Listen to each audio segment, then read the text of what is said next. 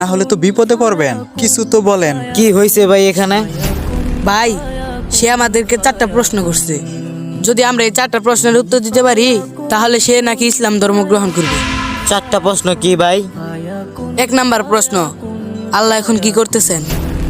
আল্লাহ এখন কি করতেছে? এই প্রশ্নের উত্তর তো আমার জানা নাই। আমি পারবো, আমি এই 4টা প্রশ্নের উত্তর দিতে পারবো ভাই। কি তুমি পারবা? ভাই আমি পারবো।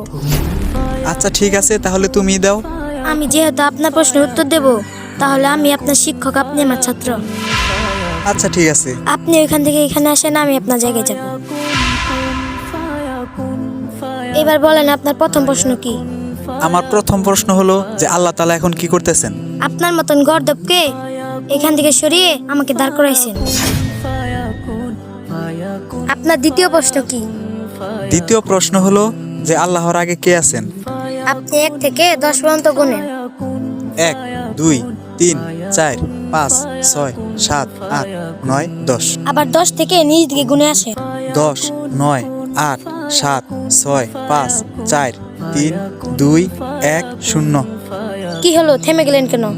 শূন্যর আগে কি আছে এটা কেমনে বলবো? সাধারণ সংখ্যার আগে কি আছে এটা যদি আপনি না বলতে পারেন, তাহলে আল্লাহ তাআলার আগে কে আছে এটা আপনি কিভাবে বলতে পারবেন? আপনার 3 নাম্বার প্রশ্ন কি?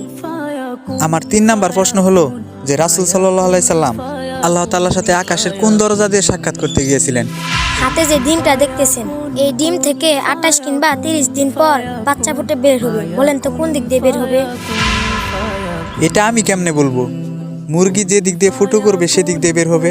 ঠিক, আল্লাহ তাআলা তার রাসূলকে আকাশের কোন দরজা দিয়ে মেরাজে নিবেন সেটা একমাত্র আল্লাহ তাআলা জানেন।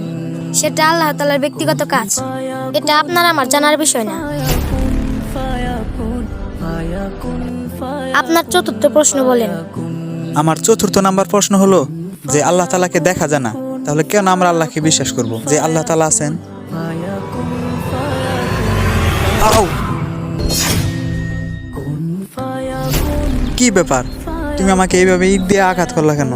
আমি আঘাত কই করলাম? আমি আপনার প্রশ্নের উত্তর দিলাম। প্রশ্নের উত্তর দিলা মানে? তুমি তো আমাকে ইট দিয়ে আঘাত করলা, প্রশ্নের উত্তর দিলা কেমনে?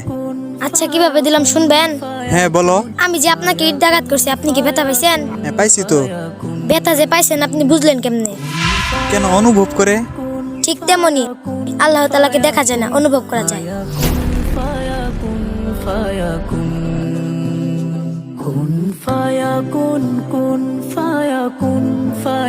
সত্যি তোমার প্রশ্নের উত্তরগুলা সঠিক ছিল, আমি ভুলছিলাম, আমি আমার ভুল বুঝতে পারছি।